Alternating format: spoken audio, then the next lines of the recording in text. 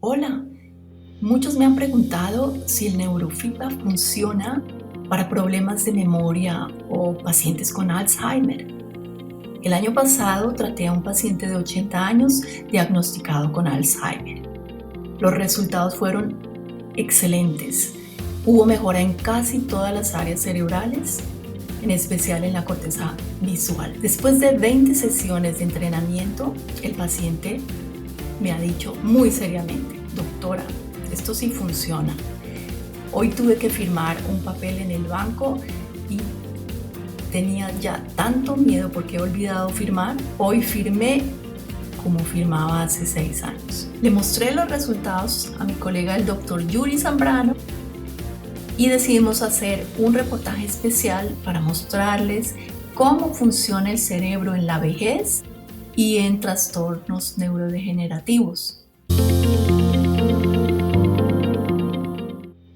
Hola, soy Claudia Schultz, ingeniera, terapista holística en bio y neurofeedback y directora de Brain Training Center. Si realmente quieres dominar tu salud, conociendo cómo funciona tu cuerpo y tu cerebro, inscríbete a mi canal y no olvides de tocar la campanita para que no te pierdas ningún video. ¡Bienvenido!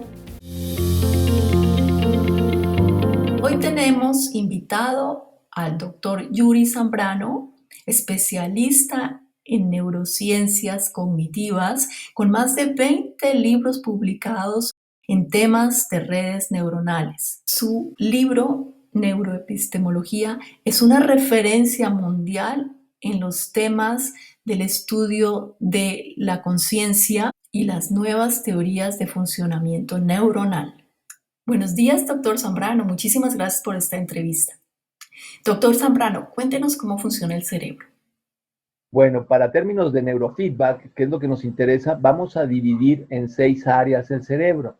La principal que nos interesa en este caso es un área que tiene que ver con el régimen basal de energía, es decir, cómo está un cerebro normalmente en reposo. Esa se llama Default Mode Network.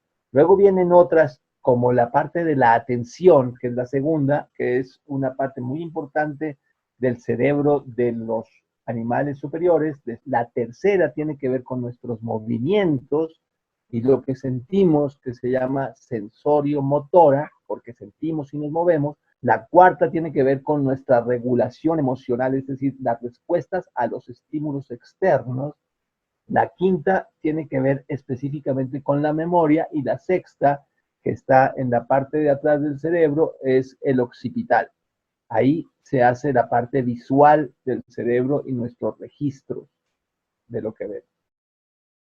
Cuéntenos cómo funciona el cerebro en envejecimiento y cómo funciona en trastornos neurodegenerativos. ¿Cuál es la diferencia? Bueno, esas son condiciones ya no fisiológicas, se llaman fisiopatológicas, es decir, ya hay alteración.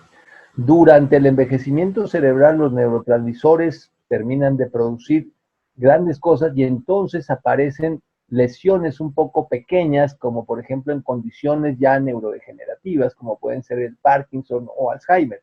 Ahí hay, por ejemplo, disminución de dopamina en sitios específicos que hacen que no tengamos movimientos especiales, la integración sensoriomotora se dificulta o incluso, como todos sabemos, existen trastornos de la memoria. Eso sería entonces la parte de la diferencia entre un envejecimiento neuronal normal y cuando aparecen las condiciones neurodegenerativas como en el Parkinson, en el Alzheimer, en la enfermedad de Huntington o en otros padecimientos que se estudian mucho en neurociencia. Muchas gracias. ¿Cómo funciona el neurofeedback con estos pacientes, doctor Zambrano? Bien, el neurofeedback es algo muy importante. Hay alrededor del mundo científicos que trabajan muy bien con el equipo de Loretta, que tiene grandes avances tecnológicos. Incluso todo lo que se hace con electrofisiología ha sido siempre candidatos a premios Nobel. Entonces, el neurofeedback es muy importante porque puede evaluar los cambios después de un entrenamiento, como en los casos de corteza visual avanzada, que definitivamente pueden funcionar en la recuperación de tareas cognitivas. En casos específicos, ¿cómo funciona el neurofeedback?